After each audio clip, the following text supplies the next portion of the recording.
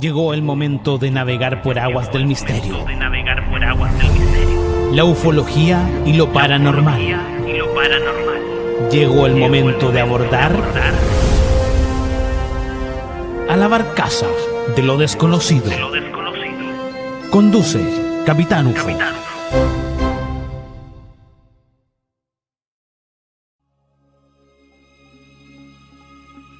Buenas noches amigos, bienvenidos a una nueva edición de La Barcaza de lo Desconocido. Llegó el fin de semana, estamos en Semana Santa y aprovecho de saludar a todos ustedes y que tengamos un fin de semana de recogimiento. Sin importar la creencia, sin importar si somos católicos, si son evangélicos, si son mormones, etcétera, la religión que sea, de acá le mandamos un gran saludo y aprovechemos de estar con la familia, compartir con nuestros seres queridos sin importar la religión. Es una fecha importante para la religión católica, pero aprovechemos. Nunca es un mal momento para poder mirar a tu familia, dar un abrazo, decir que los amas y compartir con ellos.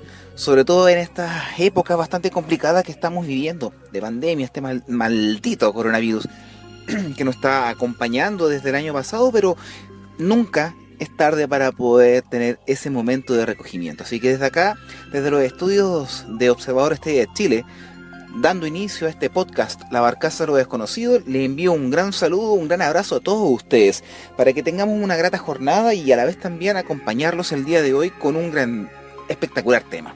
Así que colóquense cómodos, colóquense en posición porque la barcaza está ya a punto de poder zarpar. Para que ustedes comiencen a ingresar, comiencen a tomar asiento, o están en sus casas, se acomoden, pueden estar acompañados de una rica bebida, un trago, o si están afuera con un cigarro, o en el trabajo, escuchándonos a través del teléfono, o en algún computador con parlantes a la antigua. Aprovechemos este momento, aprovechemos para que comencemos este nuevo navegar con interesantes temáticas. Antes de, obviamente, quiero mencionar las redes sociales donde nos pueden encontrar: Spotify, Evox, YouTube, Facebook, Instagram, Twitter. Ahí nos pueden hallar como Observador de Estrellas Chile. Ahí están nuestros proyectos, como es el podcast La Barcaza de lo Desconocido, el programa de Facebook que este sábado a partir de las 23 horas comenzamos la tercera temporada, el Trasnoche de ODE Chile, con grandes temas, grandes debates en la cual todos participamos, y también informar que está disponible la última edición, la de marzo, de la revista digital ODE News en su segundo año, para que ustedes puedan solicitar toda aquella información. Si quieren saber dónde está el canal de YouTube o cualquier otro tipo de plataforma donde nos pueden contactar, comuníquense al correo observadorufoestelar@gmail.com. Con eso, queridos amigos, Capitán UFO Mario González da inicio a una nueva jornada. Esta jornada es interesante. Es algo que está enmarcado dentro de todo el ámbito histórico de las civilizaciones. Creencias que muchas veces estipularon algo como un castigo, como un proceso histórico dentro de lo que es la ciencia, pero las religiones siempre lo han abarcado como un castigo, como algo para efectuar un término y dar inicio a otro. Y nos referimos al diluvio universal. Es una temática que está enmarcada en muchos libros hindúes, en Medio Oriente, en Asia, inclusive aquí en Chile, en la cultura mapuche. Pero si nosotros hablamos sobre el diluvio universal, que es el nombre de una supuesta inundación que está relatada en muchos textos antiguos de civilizaciones, que de manera específica suele utilizarse para la narración de dicha catástrofe contenida en el primer libro de la Biblia, que se llama el Génesis. En este relato, Dios emite su juicio contra la humanidad y a causa de sus pecados, provocando el anegamiento de toda la tierra, salvándose en un arca de madera y por voluntad divina, solo al patriarca Noé y a su familia. Estos, junto a una pareja o a las parejas de cada animal, escogidos para tal fin, una pareja de cada especie. Un precedente sumerio de este relato bíblico muy similar, pero en el contexto politeísta de la Mesopotamia antigua, es mencionado en el poema Gilgamesh, en el cual el único sobreviviente, Utna Napit Chim, según su nombre en Babilonia y en Asiria, también llamado Siusadra en sumerio o Atrahaish en acadio. Nada más ni nada menos que el arca de Noé se encontraría, según ellos, bajo el hielo del monte Ararat en Turquía, y consistiría en una nave de cerca de 7.5 metros de ancho y 37.5 metros de longitud. Este anuncio, cierto o no, vuelve a poner en relieve una incógnita que lleva vigente miles de años.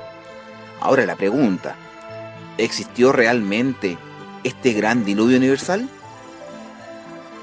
Pregunta buena, ¿cierto? Ahora, por extraño que parezca, en esta ocasión la religión y ciencia llegan a alcanzar un mínimo punto de encuentro. Muy delgada esa línea que los separa. Porque pasados unos 7 días, yo haré llover sobre la tierra 40 días y 40 noches. Y reharé de sobre la faz de la tierra a todo ser viviente que hice. Ese anuncio lo hizo Dios, molesto con los hombres por la maldad. A Noé, según asegura el Génesis en el capítulo 7, fue el diluvio 40 días sobre la tierra, y las aguas crecieron, y alzaron el arca, y se elevó sobre la tierra. Y subieron las aguas y crecieron en gran manera sobre la tierra. Y todos los montes altos que había debajo de todos en el cielo fueron cubiertos. 15 codos más altos subieron las aguas, después que fueron cubiertos los montes. Continúa el primer libro de la Biblia, el Génesis, eso es lo que indica. Pero el mito del diluvio universal originario de la civilización sumeria ha sido común a casi todas las creencias de historia. Egipcios, judíos, musulmanes, hindúes, mayas y muchas otras más. La comunidad científica jamás ha dado por verídica la hazaña de Noé, ni tampoco que se produjera una lluvia de semejantes proporciones, aunque una amplia parte de ella sí que considera probable una gran inundación en la antigüedad que diera lugar a esta leyenda. Pero según la NASA, esta pudo tener su origen gracias a la caída de un meteorito. O sea, la ciencia en sí está dando razón también que el diluvio universal pudo haber sido cierto, la ciencia. Por eso que al comienzo, o líneas atrás, yo les mencionaba esa pequeña línea de división entre lo que es mito y ciencia. Ahora, ¿qué pasó con este meteorito? Que según la NASA explica que pudo haber caído. Este habría hecho explosión sobre la capa de hielo que cubría Norteamérica, derritiéndolo y causando una serie de tsunamis que hubieran afectado a determinadas partes del globo. Ahora, la posibilidad de todo esto, los científicos basan esta teoría en el hallazgo tanto de fósiles de moluscos de agua dulce como salada contemporáneos en un mismo espacio. Extraño. ¿Por qué? Porque si alguien encuentra fósiles amonites en la cordillera, uno ya puede explicar, sí, el movimiento de las placas tectónicas, desde que Pangea era un único continente, se separó, se unieron, formaron los continentes, alzó el fondo marino y quedaron ahí y se fosilizaron. Pasa acá en la cordillera de los Andes, sobre todo en la localidad de San Pedro, del Cajón del Maipo, que se han encontrado fósiles de amonites, trilobites, etc. Pero en ciertas partes se han encontrado en capas geológicas fósiles de moluscos marinos de agua salada y también de agua dulce juntos. Entonces, ese tipo de hallazgos es lo que a los científicos los coloca un poco desorbitados y comienzan a pensar, chuátale, ¿qué pasó acá? Ahora, algo imposible de explicar, sí, porque la temible inundación se convirtió en una fundamental parte de la historia para advertir y aterrorizar a las generaciones jóvenes de aquel entonces, en un acontecimiento tan profundo, tan traumático, que su recuerdo duró por más de 1000 años, transmitidos por la tradición oral, antes de que fuera inscrito en cerámica, afirman muchos científicos. Ahora, otra hipótesis señalan como causa probable una intensa actividad sísmica en la zona del Mediterráneo que hubiese originado igualmente una serie de tsunamis que golpearon la costa con mucha violencia. En cualquier caso, la ciencia, a diferencia de la religión, circunscribe el diluvio a determinadas zonas concretas. Nunca le da un carácter universal. O sea, la ciencia sí trata de dar explicación de un fenómeno bastante grande, una inundación tremenda, pero da un punto primordial, un punto de ubicación en el Mediterráneo.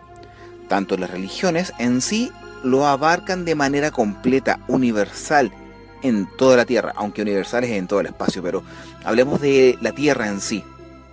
Pero la posibilidad de que ocurra ese fenómeno, o un fenómeno semejante, al que defiende la ciencia no es tan lejana como se parece. Con la salvedad de que esta vez sí sería general y afectaría a miles de millones de personas. La causa no es otra que el famoso calentamiento global, cosa que ha estado muy en vilo, ha estado muy de moda antes de la pandemia, y la fusión de los casquetes polares. Hablemos de fusión de derretimiento.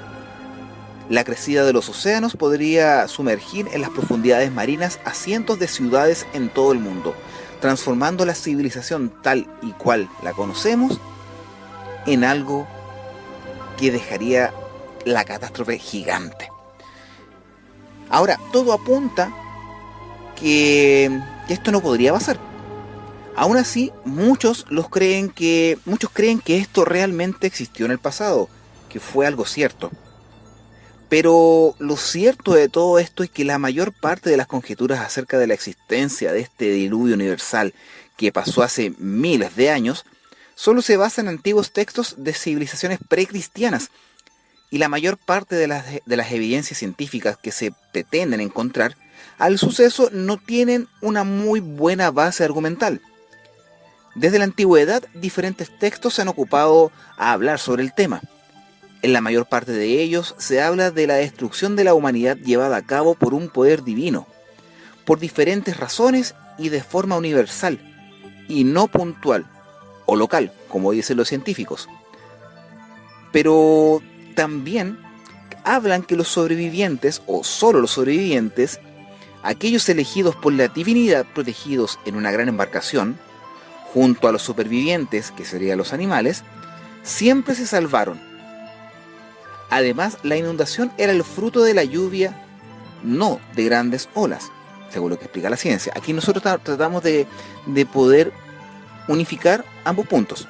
Lo que explica la ciencia, que son posibles tsunamis, versus lo que explica las religiones.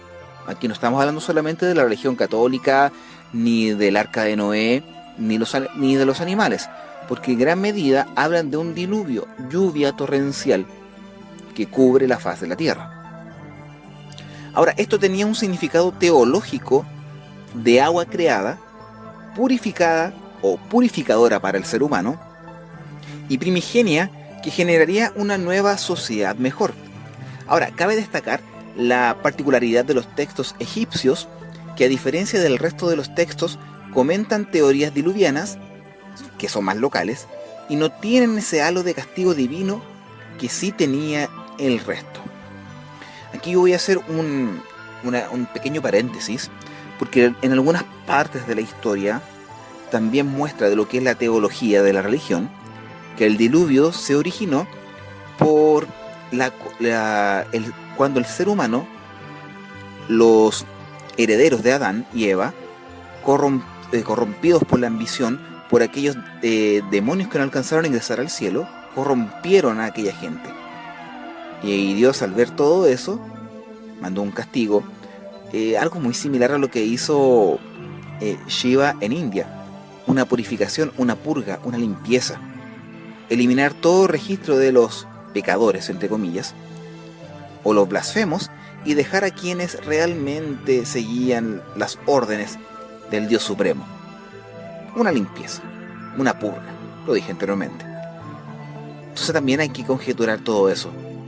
Pero también hay que ver y hay que observar que el diluvio en las mitologías antiguas tienen un punto de encuentro y a la vez también un punto de lejanía, porque muchos relatos, como los egipcios, hablan sobre este fenómeno, como por ejemplo el libro de los muertos.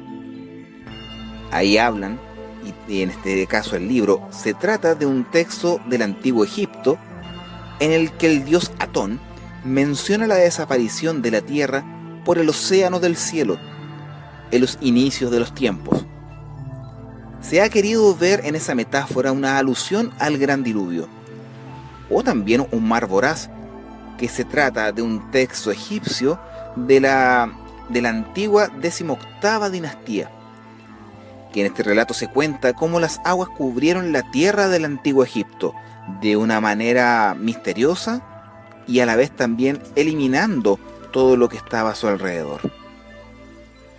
En los relatos bíblicos, pasando a otro punto, y aunque la doctrina judio-cristiana, la doctrina judio-cristiana trata del Génesis como una verdad divina revelada, aunque al día de hoy la Iglesia Católica no toma como punto de inicio el Génesis, cosa increíble que a través del tiempo se ha ido modificando, un acercamiento más agnóstico al mismo trata de identificar en el pasaje bíblico referido a una especie de compilación de antiguos relatos más antiguos procedentes de la tradición babilónica y asiria.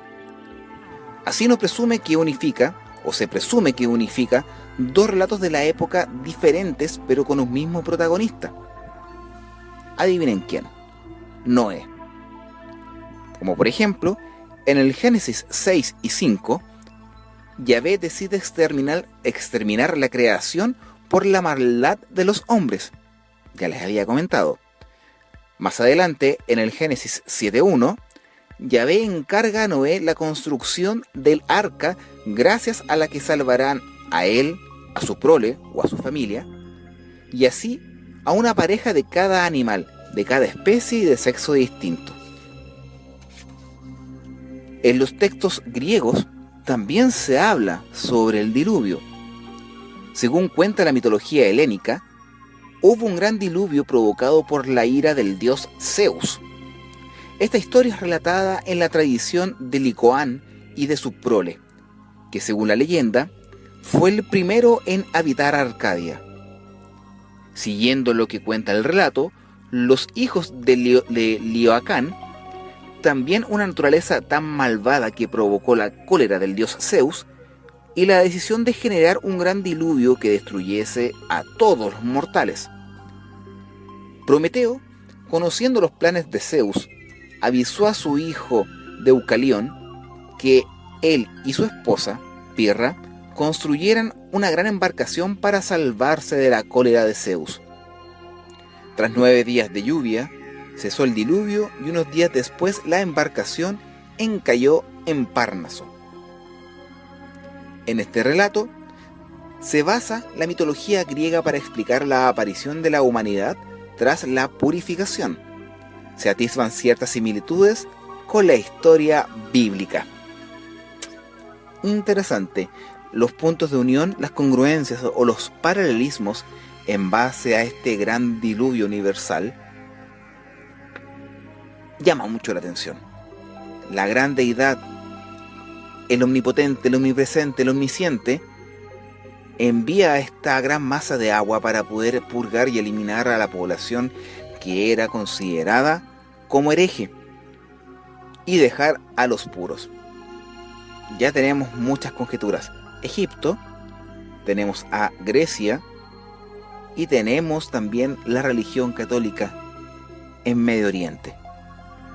Ahora, si nosotros seguimos avanzando en las congruencias, paralelismos en base al gran diluvio, en la epopeya de Gilgamesh, que en esta historia se encontró en una tablilla de origen babilónico encontrada en Nínive, en ella Gilgamesh mantiene un diálogo con un hombre llamado Utnapishtim. Lo había nombrado antes, un poco difícil de nombrar. Utnapishtim, que presumía de haber sobrevivido a un diluvio divino. Contaba cómo fue advertido por el dios Ea que él insta a construir una gran embarcación. Según se cuenta en el relato, los dioses, hartos de la poca atención que recibían por parte de los humanos, decidieron castigarlos con el agua purificadora. Abro nuevamente el paréntesis, lo voy a subrayar y colocar en cursiva. Purificadora. Volvemos a nombrar esa palabra. Gracias a la advertencia de Ea, Utnapishtim logró escapar con su familia, amigos y el ganado que tenía de las lluvias que cayeron durante 6 días. Otra versión muy similar es la que se trata en la versión de Beroso o Beroso. Se trata de una narración sumeria en la que el rey llamado Ziusudra le apareció Cronos. Cronos le advirtió de que tenía que construir una embarcación para su familia y su ganado para poder sobrevivir a un gran diluvio. Otro punto de unión. Y si seguimos avanzando y nos vamos a Asia, nos vamos a encontrar con la cultura hindú. En India, y según el relato llamado del Shatapacha Brahmana Manu, el primer hombre según la mitología hindú, fue advertido por un pez de la futura llegada de un diluvio. Gracias a esto, Manu pudo construir una embarcación que le salvó la vida. La mitología hindú todavía prevé futuros diluvios purificadores de la humanidad. Es increíble cómo nosotros hemos abarcado en civilizaciones tan antiguas, precursoras nuestras, que ya habían hablado, advertido, proclamado un gran diluvio. Si nosotros seguimos avanzando a través de la historia, nos podemos encontrar con muchas sorpresas. Y no es algo que la gente haya inventado. Dos puntos de vista distintos: la ciencia y la leyenda, o la mitología, como lo quieran llamar. La ciencia ha tratado de dar explicación lógica, lo cual tiene mucho que avalar. El derretimiento de los casquetes polares por la caída de un meteorito, recordar la temperatura que éste trae y haya aumentado los niveles del mar o haya caído en cualquier parte cercana a, ejemplo, a Medio Oriente, y que haya provocado tsunamis tan grandes que provocasen un diluvio o aumento de las aguas. Ya lo hemos visto a través del tiempo lo que ha pasado con los terremotos y post-tsunamis, cómo el agua avanza con tanta fuerza hacia el interior de la Tierra. Y a la vez también aquellos hallazgos de fósiles, tanto fósiles marinos, de crustáceos y caracoles, tanto de agua salada como de agua dulce compartiendo en un mismo lugar. Sí, la ciencia en algún momento va a encontrar el punto de unión, o puede decir que estos moluscos tenían la capacidad, al ser arrastrados por las corrientes de los ríos y las desembocaduras hacia el mar, tengan la cualidad de vivir en ambos ambientes. En algún momento se puede encontrar y se puede avalar, pero hasta el día de hoy eso no tiene punto de encuentro. Entonces a la ciencia, a los científicos, los ata de manos y pies sin poder encontrar una explicación ante todo eso. Pero la leyenda, la mitología, habla que los hindúes, sumerios, babilónicos, judeo-cristianos, hablan sobre este tipo de eventualidades que abarcó de manera purificadora, y eso yo lo hice destacar, la limpieza de la humanidad. Pero esto es lo interesante. ¿Ustedes creen que solamente en Medio Oriente y Asia existieron estos grandes diluvios? ¿Ah? No es así. Porque si nosotros avanzamos a través del tiempo y nos vamos hacia América precolombina, aquellas civilizaciones antes de la llegada de los conquistadores españoles hablaban sobre este fenómeno que abarcaba todo el territorio llenándolo de agua purificadora. Uno de ellos habla sobre la mitología inca, en donde el dios Viracocha responsable de la creación de los humanos, hartos de la corrupción, punto ya hablado anteriormente, decidió exterminar a aquellos que no merecían seguir viviendo. El resto los transformó en animales o los salvó del diluvio llamado Uno Pachacuti. Increíble, ¿eh? Si nosotros hablamos de la cultura inca, ellos están arraigados en Perú, pero también tienen predominación hacia Bolivia, porque el dios Viracocha era el responsable de la creación de la civilización. Algunos otros relatos también habla que el llanto de Viracocha al ver a los hombres romper las reglas que él había impuesto, esas lágrimas habían llenado el lago Titicaca, que fue el punto de creación para ellos, y provocando también un diluvio, destruyendo en sí a quienes doblegaron o no hicieron caso de sus reglas, eliminándolos, también salvando a los elegidos. También, si nosotros hablamos sobre la mitología precolombina, vamos a ir un poco más arriba, vamos a irnos a México, porque los aztecas también estipulan que hubo 2 diluvios de purificación humana, y los mayas, que fue una civilización muy corta con gran civilización, hablan de 2 cataclismos: un gran diluvio de agua llamado Ayocobac, que purificó en el pasado a la humanidad, y un diluvio de llamas de fuego que volverá a hacer lo mismo en el futuro. O sea, ya tenemos 3 puntos distintos de culturas precolombinas que hablan sobre este gran diluvio universal, este gran evento purificador. Pero los aztecas y los mayas hablan de 2 y de uno a posterior. O sea, para ellos a futuro volvería a pasar. Si me preguntan a mí de manera personal, yo creo que sí podría volver a pasar con el derretimiento de los polos. Si hubo una era glaciar o glacial que cubrió de hielo casi todo el mundo, ¿por qué no puede pasar inverso? Si tanto se habla sobre el calentamiento global, cosa que al final, al parecer, no tengo las pruebas fehacientes para decir que es cierto, es falso. Pero imagínense que en un momento X, un día común y corriente, cualquiera, llegase a pasar un evento que no tenemos la capacidad de pronosticarlo. Y pasa este gran diluvio. Aumentan los niveles del mar y comienza a llenarse de agua. Claro, donde yo vivo no hay problema, vivo en un valle alejado del mar. Pero ¿qué pasarían con todas las costas? Desaparecerían muchos países costeros. Y, ¿para qué decir el hundimiento de algunos continentes? Ahí está la respuesta también de las grandes interrogantes sobre sobre Atlántida, sobre aquellas construcciones que están en China, que están hundidas, pirámides escalonadas y cosas por el estilo. Puede haber sido causadas por algún evento cataclísmico. ¿No creen ustedes? Pero todo eso va a quedar enmarcado en algo histórico y también personal.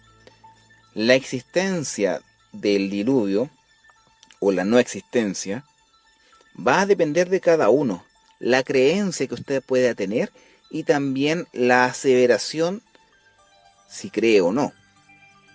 Va a depender de cada uno, pero de que está enmarcado en algo histórico, claramente lo está. Pero nosotros tenemos que seguir avanzando sobre el relato del diluvio universal. Pero nos vamos a ir a una pausa musical. Así que, queridos amigos de la barcaza, espérenos, vamos con un tema musical y volvemos con más de la barcaza de lo desconocido junto a Capitán UFO. Vamos y volvemos.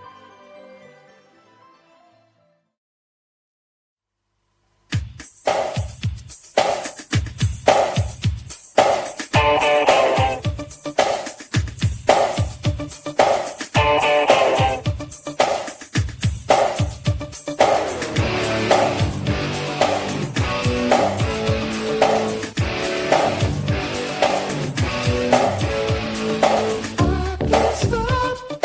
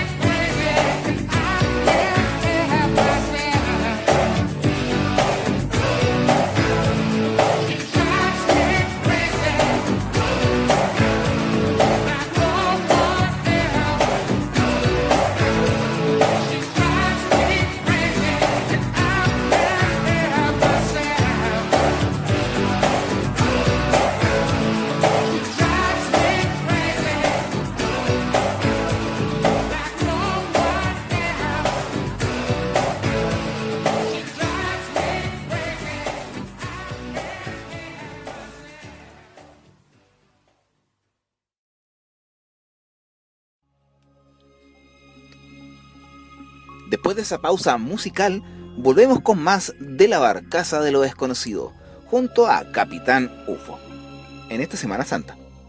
Programa especial hablando sobre el diluvio universal, el punto de vista que nos da a conocer tanto la ciencia como la religión, la mitología y culturas ancestrales que hablaban sobre aquella situación que el planeta fue envuelto en agua para liberar, para purgar y sacar a esas malas personas y dejar a quienes corresponden. Bueno, no sé si habrá sido cierto, porque como está la situación el día de hoy, sobre todo acá en el país, deja mucho que desear.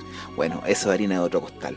Continuamos entonces porque hablamos sobre culturas de Medio Oriente, hablamos de la cultura asiática en India, China también tiene algunas cosas que también habla sobre eso, América precolombina, aztecas, mayas e incas también hablaban sobre el diluvio universal, pero también tenemos que dedicarnos o dirigirnos hacia nuestro país, Chile, porque acá también nuestra cultura ancestral, los mapuches, estipulan el diluvio universal, como por ejemplo Tenten Bilú y Cay Cay Bilú, los cuales son seres mitológicos que pertenecen a la mitología chilota.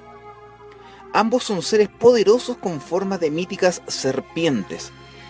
Ahora, estamos recién comenzando este bloque, pero si nosotros miramos bien esa frase, míticas serpientes, no sería la única civilización que habla sobre grandes entidades serpentoides que traen buenaventuranzas o malaventuranzas, como es en la Biblia, en el Génesis, la serpiente que incita a comer la manzana. Pero en otras civilizaciones también se habla sobre serpientes, como por ejemplo Quetzalcóatl en el norte.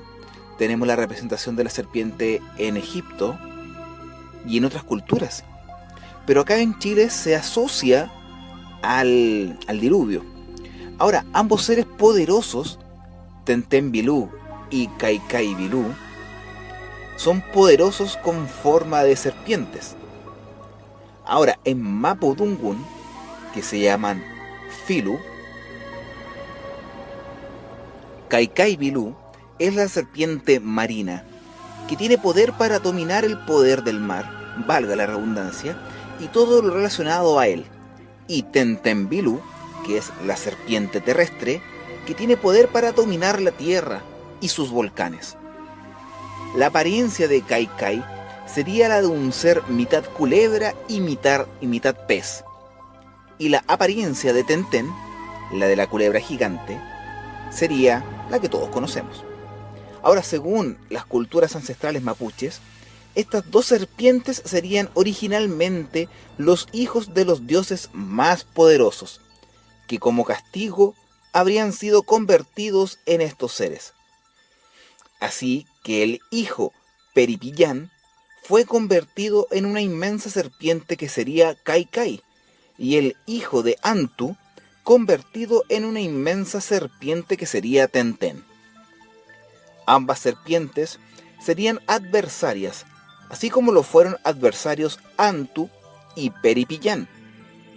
Cay Cay habría sido mandada a vivir en el mar para ayudar y cuidarlo junto con los Genko, y Tenten habría sido mandada a vivir a la tierra para ayudar a cuidar junto a los demás al Negen de la tierra, y para ayudar, obviamente, al ser humano. Siguiendo así como estas dos culebras son usadas como instrumentos a través del cual también se cumple la voluntad de los antiguos espíritus mapuches. Se dice que cuando Cay Cay despertó de su gran sueño en varios años, a causa del degradamiento que tuvo los hombres por todo lo dado en el mar, Cay Cay se enfureció y usó su cola en forma de pescado para golpear el agua.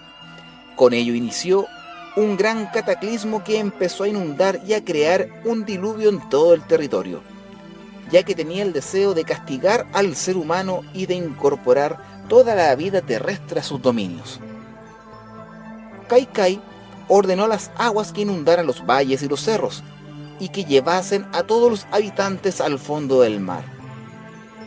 Al ver esto Tenten que los habitantes y los animales estaban desesperados y que los hombres lo invocaron, y como por orden de su padre, ella era quien debía proveerles de sabiduría y protección, decidió ayudar al ser humano. Así ayudó a escapar a los habitantes y a los animales, subiéndolos en su lomo y llevándolos a los cerros. Y a los que quedaban atrapados en las aguas, los transformó en aves para que escaparan volando.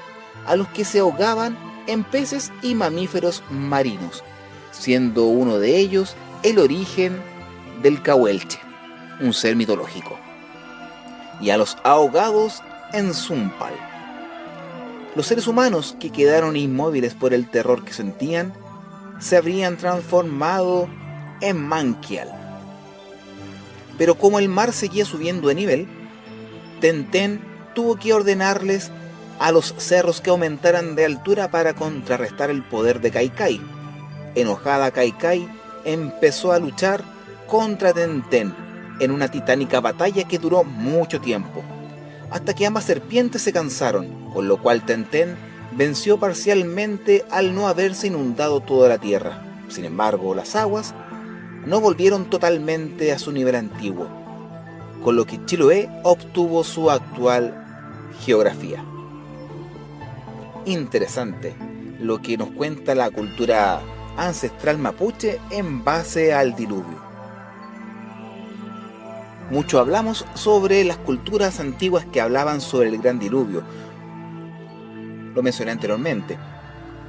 Civilizaciones precolombinas, de Medio Oriente y también acá en nuestro país, Chile, con la leyenda de Tenten y Kaikai, dos serpientes que lucharon para poder conseguir la estabilidad y salvar al hombre por parte de la serpiente de tierra.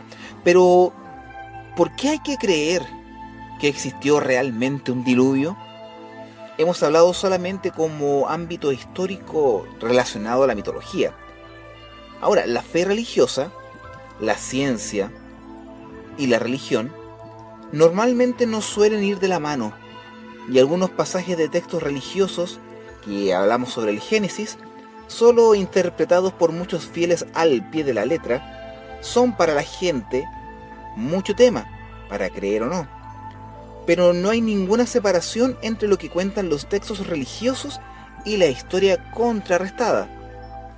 Supuestamente pruebas geológicas que existen son muchas, las cuales los científicos hacen creer haber encontrado restos de sedimentaciones anormales en algunas capas de la corteza terrestre.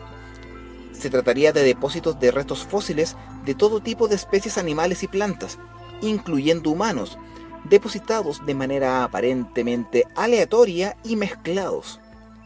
Este tipo de sedimentación, según cuentan los autores de esta teoría, solo se podrían ocasionar por una gran ola o fenómeno similar que arrastrase a una gran cantidad de cadáveres y restos vegetales. Es más, se dice incluso que la forma en la que se han encontrado estos fósiles podría hablar de una muerte masiva y súbita. Un gran cataclismo en un corto periodo de tiempo sería la causante de todo esto. Aún así, la mayor parte de la comunidad científica y la ortodoxa no da pábulo para esta explicación. La tecnotonia, o más bien llamada tecnotónica, que es la explicación y la posición de las placas y otros fenómenos geológicos, podrían explicar esta situación, así como los cambios históricos en las líneas de la costa. Un fuerte terremoto submarino en las proximidades del estrecho de Gibraltar pudo haber provocado una ola gigante que habría anegado grandes porciones de tierra en toda la ribera del Mediterráneo oriental, que podría dar pie a la existencia del diluvio. Una teoría más extendida liga al fin de la última era glaciar con el mito diluviano.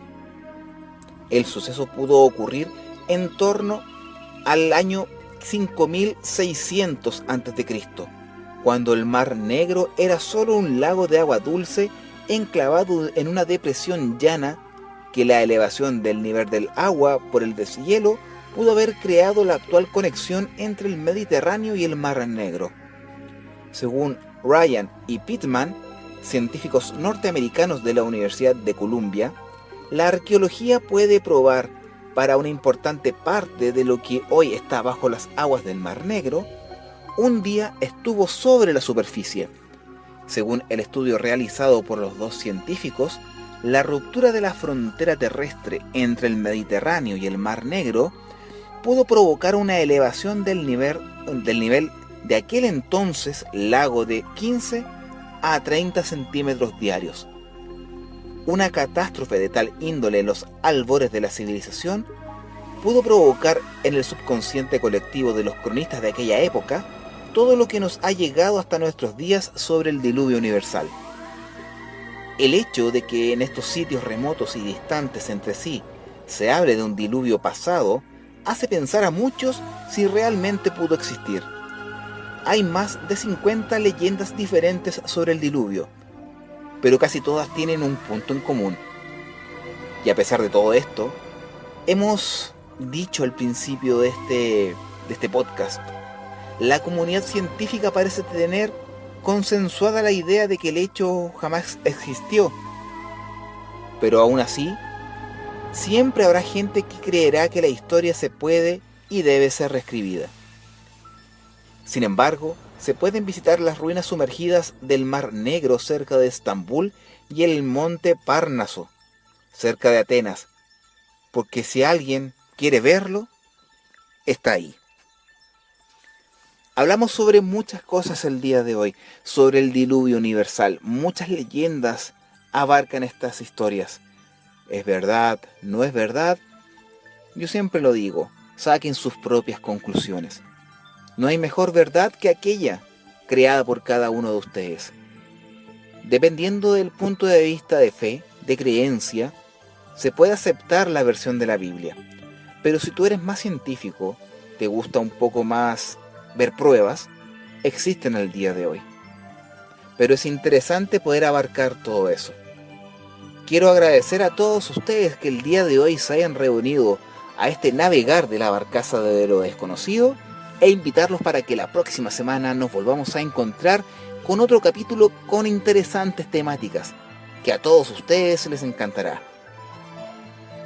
Quiero también recordar las redes sociales donde nos pueden encontrar, ya sea en YouTube, Instagram, Spotify, Evox, Facebook y Twitter. Ahí nos encontramos como Observador de Estrellas Chile. Y aparte los quiero invitar para que este sábado 3 de abril, a eso de las 23 horas, nos encontremos en una nueva transmisión aperturando la tercera temporada del programa El Trasnoche de ODE Chile, en la cual hablaremos sobre interesantes temáticas que serán muy interesantes, en donde el público, nuestros participantes, son el pilar fundamental del programa. Copiados pero jamás igualados, hablaremos sobre muchos temas y nuestro público, ustedes navegantes, serán escuchados.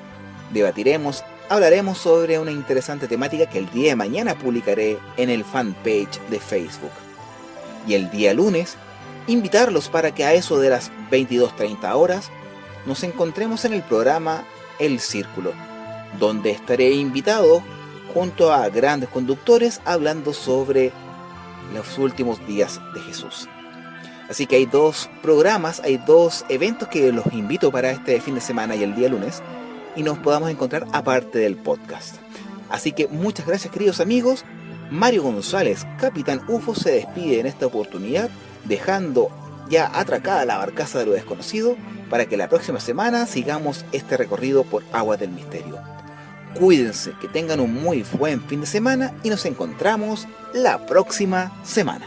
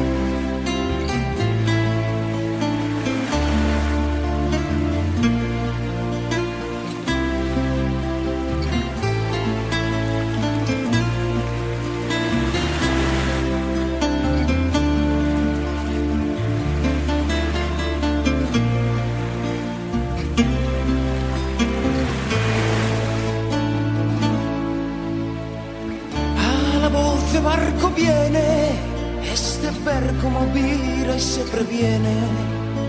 A todo trapo escapar, que yo soy el rey del mar. Y mi furia es de temer, en las presas yo divido lo cogido por igual. Solo quiero por riqueza la belleza sin rival. Sentenciado estoy a muerte, yo me río, no me abandone la suerte. Y al mismo que me condena colgaré de alguna antena, quizá en su propio navío, y si caigo, que es la vida, por perdida ya la di. Cuando el yugo del esclavo como un bravo sacudí.